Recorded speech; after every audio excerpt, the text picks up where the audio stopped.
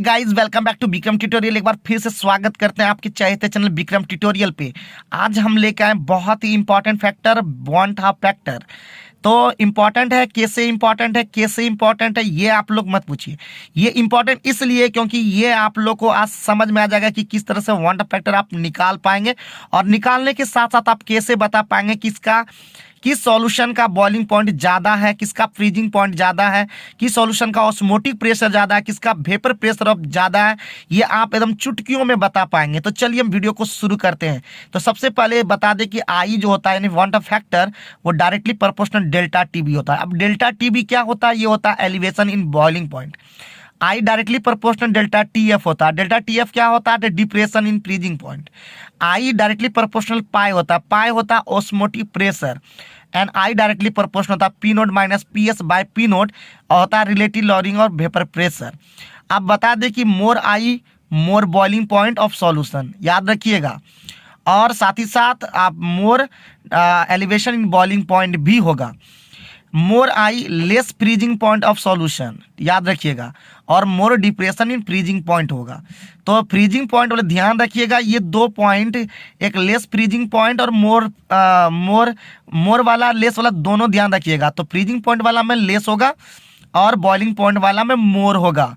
अब बढ़ते हैं, मोर आई मोर ऑस्मोटिक प्रेशर, यानी आई का मान अगर ज़्यादा होगा तो ऑस्मोटिक प्रेशर भी उस सॉल्यूशन का ज़्यादा होगा।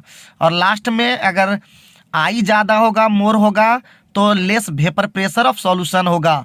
और less vapour pressure of solution होगा तो मोर बॉइलिंग पॉइंट। जिसका बॉइलिंग पॉइंट हाई होता है उसका वेपर प्रेशर लो होता है। ये भी ध्यान रखिएगा, किसी पॉइंट में आपका ये काम आएगा। अब बढ़ते हैं, बॉन्ड हाफ फैक्टर होता क्या है? तो होता है moles after dissociation and moles before dissociation. ये ट्रिक है, इसलिए ये बता, फॉर्मूला और भी बहुत ज़्यादा है, जैसे आपका normal molar mass by abnormal molar mass, ये सब भी होता है। अब बता दें कि फॉर नॉन इलेक्ट्रोलाइट के लिए आई का जो वैल्यू होगा वो 1 होगा। फॉर एग्जाम्पल ये दिखाए हैं ग्लूकोज, बेंजीन, सुक्रोज, यूरिया, ये सभी डिसोसिएट नहीं होते हैं एक्वा सॉल्यूशन के अंदर में। तो ना तो एसोसिएट होते हैं ना डिसोसिएट होंगे, तो उसके लिए आई का वैल्यू 1 होगा।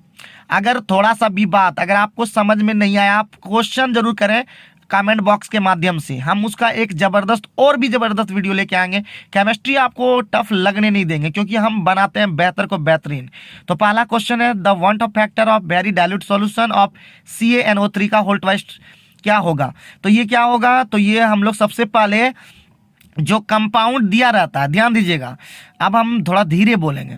जो कंपाउंड दिया रहेगा उसका हम डिसोसिएट पहले करेंगे। तो डिसोसिएट करेंगे तो Ca++ एंड 2NO3 माइनस में डिसोसिएट होगा। सबसे पहले आपको डिसोसिएट करने सीखना होगा, ये नहीं जानेंगे तो आप नहीं कर पाएंगे, ठीक है ना। तो हम लोग जैसे ही करते हैं, तो हमारा फॉर्मूला जान ही रहे, ऊपर में लिखा हुआ moles after dissociation and moles before dissociation. तो डिसोसिएशन के बाद हम देखते हैं, तो कैल्शियम का 1 मोल और NO3 का 2 मोल मिलकर के कितना हो गया? 3। और बाय हो जाएगा मोल्स बिफोर डिसोसिएशन। डिसोसिएशन के पहले हमेशा प्राय 1 ही रहता है, याद रखिएगा। तो 1 हो गया, तो 3/1 कितना हो गया? 3। ध्यान रखिएगा, खाली एक चीज याद रखिएगा ना, कि मोल्स आफ्टर डिसोसिएशन, तो 3 हो गया, तो बस यही 3 आपका आई हो जाएगा, यानी आपका बॉन्ड हाफ फैक्टर हो जाएगा। बहुत ईजी था ना? बोलिए, समझ में आया ना? बोलिए आप, ठीक है ना। Question number 2, which of the following aqua solution will have maximum boiling point? तो एकदम आप सबसे पहले डिसोसिएट कर लीजिए। NaOH को तोड़िएगा तो Na+OH- तो 2 मोल हो गया, तो I = 2। Na2SO4 में तोड़िएगा तो 2Na++ हो जाएगा, और SO4 माइनस हो जाएगा, तो इसका हो जाएगा 2 + 1 3 हो जाएगा। NH4NO3 को तोड़िएगा तो NH4+ और NO3- तो एक एक करके 2 हो जाएगा। उसी तरह K+ NO3- तो ये इसका भी 2 होगा। तो सबसे ज़्यादा आई किसका होगा? बी नंबर वाला, तो इसीलिए इसका मैक्सिमम बॉइलिंग पॉइंट होगा। अब आगे बढ़ते हैं, क्वेश्चन नंबर 3। इसी तरह सब बताइए, यहाँ पे अगर पूछता कि मैक्सिमम फ्रीजिंग पॉइंट किसका है, तो मैक्सिमम फ्रीजिंग पॉइंट याद रखिएगा A, C और D का, तीनों का इक्वल है, तो ये तीनों का होता।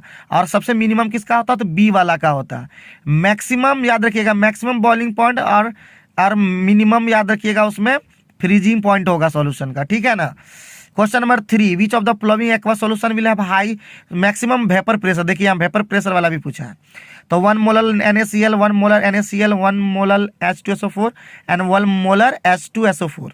तो सबसे पहले मैं बता दूं कि जब डिसोसिएट करते हैं तो पहला वाला में आएगा 2, दूसरा वाला में भी 2, तीसरा वाला में 3 और चौथा वाला में भी 3 होगा।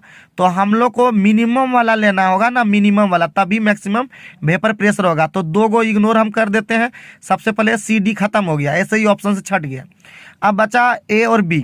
अब A में ध्यान दीजिए कि यहाँ पे लिखे हुए 1 molar aqua solution is more concentrated than 1 molar solution. जिसका कंसंट्रेशन ज़्यादा होगा, समझ जाइए, वो तो मैक्सिमम वेपर प्रेशर होगा ही नहीं।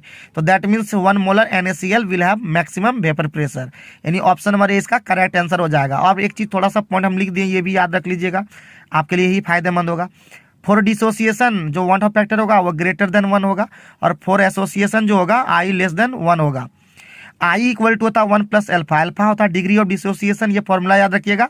और Ka जो होता है डिसोसिएशन कांस्टेंट, उसके लिए C alpha square by 1 minus alpha होता है। उम्मीद है ये वीडियो आप लोग को पसंद आया होगा, और आप कोई झंझट नहीं होगा कि आप एसोसिएशन डिसोसिएशन या कोई भी ये ध्यान रखना है, कोई फर्क नहीं पड़ता। आप बता पाएंगे कि वन ऑफ फैक्टर कितना होगा, और आप बता पाएंगे साथ ही साथ कि कैसे उसका मैक्सिमम बॉइलिंग पॉइंट, कैसे मिनिमम बॉइलिंग पॉइंट, ये सब बता पाएंगे।